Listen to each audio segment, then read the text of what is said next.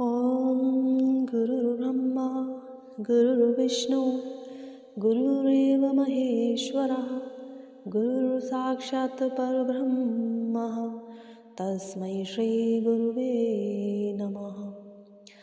आयात वरदे देवी त्र्यक्षरे ब्रह्मवादिनी गायत्री छन्दसा माता ब्रह्मयोर्निर्नमोऽस्तुते।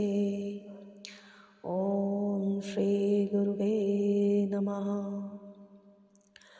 ॐ भूर्भुवः स्वः तत्सवितुर्वरेण्यं भर्गो देवस्य धीमहि धियो यो नः प्रचोदयात्।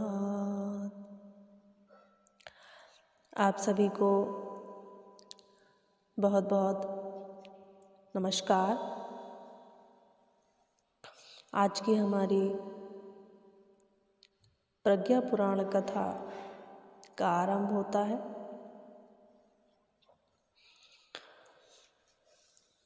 आज की कथा में एक ये कथा आती है 7 गड़ा धन की।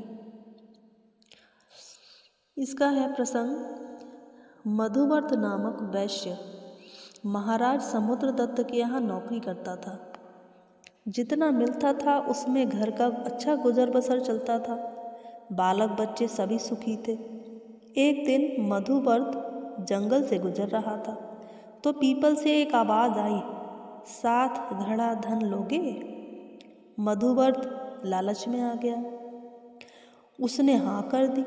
अदृश्य आवाज़ ने कहा, जाओ तुम्हारे घर पहुंचा दिए जाएंगे। मधुवर्त घर लौटा तो पत्नी ने बताया, 7 घड़े धन आ गए हैं। उसने 7 देखे, 6 तो भरे थे, एक आधा खाली था। मधुवर्त को उसने पूरा करने की चिंता सताने लगी। अब उसने क्या किया? अब उसने अपना बच्चों का सभी का पेट काटना चालू कर दिया। फलता स्वयं हो चला दुर्बल। बच्चे करने लगे उत्पात। पत्नी कभी उसकी तरफ कभी बच्चों की तरफ, वो भी परेशान। घर में हाहाकार मच गया। किसके कारण? लालच के कारण, उस धन के कारण। एक दिन इसी शोक में डूबे मधुवर्त को देखकर महाराज समुद्रदत्त ने कहा, कहीं तुम यक्ष के 7 घड़े तो नहीं प्राप्त कर गए हो? मधुवर्त ने कहा, हाँ महाराज।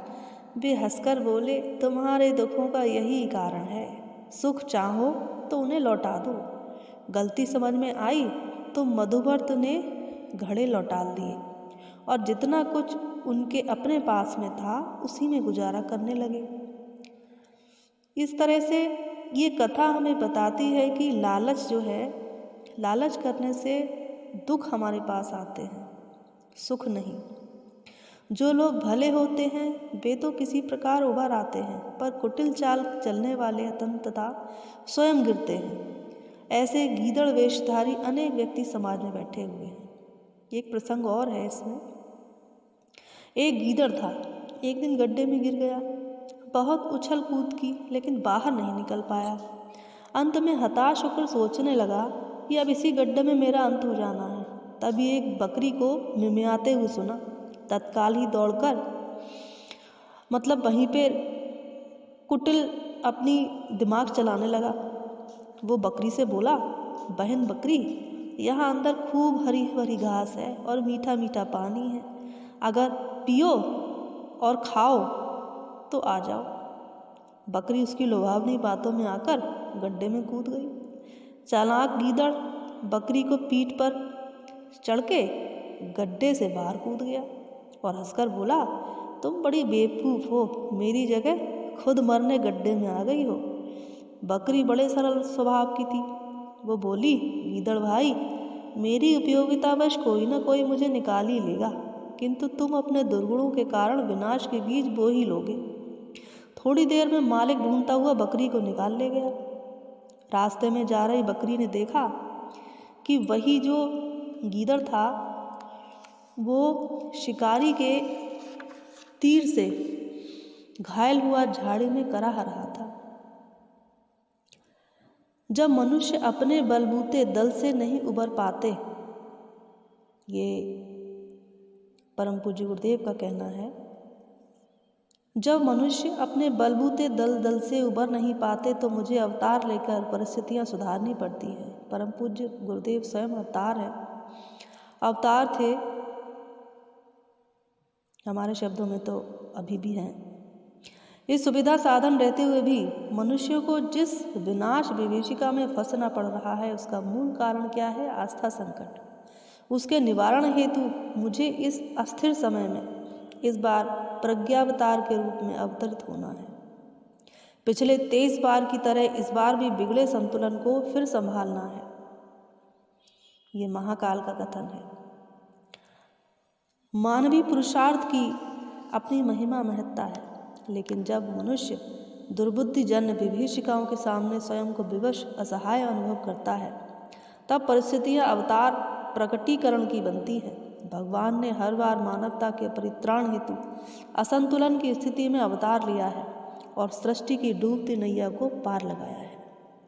सृष्टा अपनी अद्भुत कलाकृति विश्व वसुधा को, मानवीय सत्ता को, स्वरम्य वाटिका को विनाश के गर्त में गिरने के पूर्व ही बचाता है और अपनी सक्रियता का परिचय देता है तथा परिस्थितियों को उलटने का चमत्कार उत्पन्न करता है।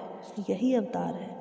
संकट के सामान्य स्तर से तो मनुष्य ही निपट लेते हैं, पर जब असामान्य स्तर की विपन्नता उत्पन्न हो जाती है तो सृष्टा को स्वयं ही अपने आयुध संभालने पड़ते हैं। उत्थान के साधन जुटाना भी कठिन है, पर पतन के गर्त में शीघ्रता से गिरने वाले लोकमानस को उलट देना भी अति कठिन है। इस कठिन कार्य को सृष्टा ने समय समय पर स्वयं ही संपन्न किया है। आज की विषम बेला में भी अवतरण की परंपरा का निर्वाह करते हुए, अपनी लीला संदोह प्रस्तुत करते हुए भी प्रज्ञावान प्रत्यक्ष देख सकता है। अवतार प्रक्रिया आदिकाल से चली आ रही है और आदिकाल से अब तक मनुष्य जाति ने अनेक प्रकार के उतार चढ़ाव देखे हैं। स्वाभाविक ही भिन्न भिन्न कालों में समस्याएं और असंतुलन भिन्न भिन्न प्रकार के रहे हैं। जब जिस प्रकार की समस्याएं उत्पन्न हुई हैं, तब उसी प्रकार का समाधान एक दिव्य चेतना, जिसे अवतार कहा गया है, उत्पन्न हुई है और उसी क्रम से अवतार युग प्रवाह को उलटने के लिए अपनी लीलाएं रचते हैं। सृष्टि के आरंभ में जल ही जल था, प्राणी जगत में जलचरों की ही प्रधानता थी। तब उस असंतुलन को मत्स्यावतार ने साधा।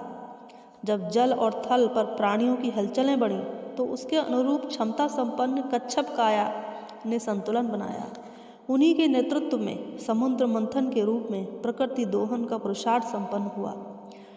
हिरण्याक्ष ने समुद्र में छिपी संपदा को ढूंढकर उसे अपने ही एकाधिकार में कर लिया, तो भगवान का वराह रूप ही उसका दमन करने में समर्थ सक्षम हो सका।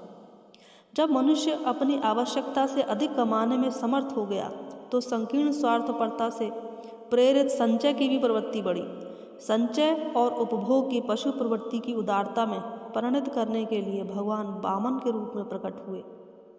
छोटे बने और पिछड़े लोग उठ खड़े हुए और बलि जैसे संपन्न व्यक्तियों को स्वेच्छापूर्वक उदारता अपनाने के लिए सहमत कर लिया गया।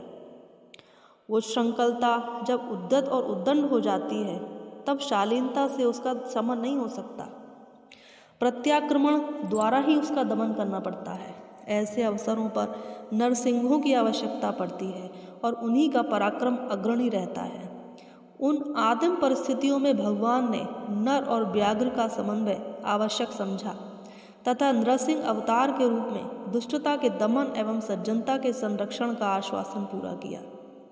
इसके बाद परशुराम, राम, कृष्ण, बुद्ध के अवतार आते हैं। इन सभी का अवतरण बढ़ते हुए अनाचरण के प्रतिरोध और सदाचरण के समर्थन पोषण के उद्देश्य के लिए हुआ। परशुराम ने शस्त्र बल से सामंतवादी निरंकुश आधिपत्य को समाप्त किया। राम ने मर्यादाओं के पालन पर जोर दिया, तो कृष्ण ने अपने समय की धूर्तता और छल छद्म से घिरी हुई परिस्थितियों का दमन विशेष विषमौषधम की नीति अपना कर लिया। कृष्ण चरित्र में कूटनीतिक दूरदर्शिता की इसलिए प्रधानता रही कि इस समय की परिस्थितियों में सीधी उंगली से घी नहीं निकल पा रहा था, इसलिए कांटे से कांटा निकालने का उपाय अपनाकर अवतार प्रयोजन को पूरा करना पड़ा।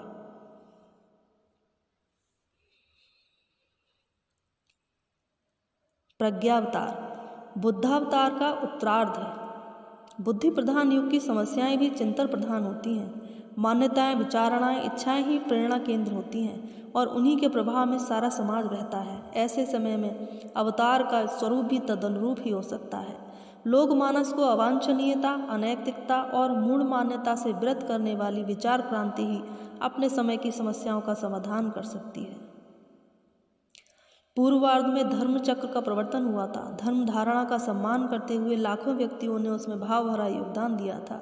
आनंद जैसे मनीषी, हर्षवर्धन जैसे श्रीमंत, आम्रपाली जैसे कलाकार, अंगुलीमाल जैसी प्रतिभाशाली बड़ी संख्या में उस अभियान के अंग बने थे। इससे पिछले अवतारों का कार्यक्षेत्र सीमित रहा था, क्योंकि समस्याएं छोटी और स्थानीय थीं।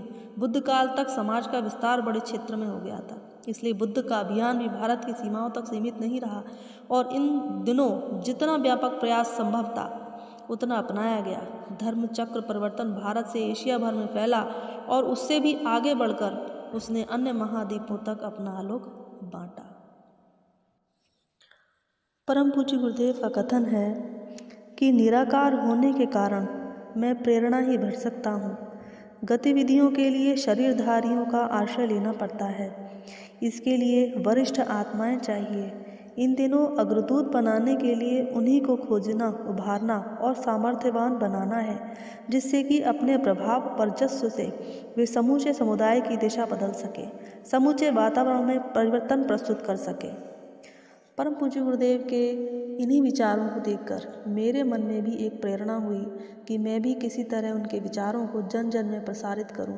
इसीलिए मैंने इन वीडियो के माध्यम से श्रीमद् प्रज्ञा पुराण कथा का वाचन करने का विचार बनाया और प्रारंभ किया। इसमें आप सभी आत्मीय परिजनों का प्रोत्साहन अपेक्षित रहेगा। आप सभी स्वस्थ रहें, सुरक्षित रहें, यही भगवान महाकाल से प्रार्थना है। इसी के साथ आप सभी को नमन वंदन।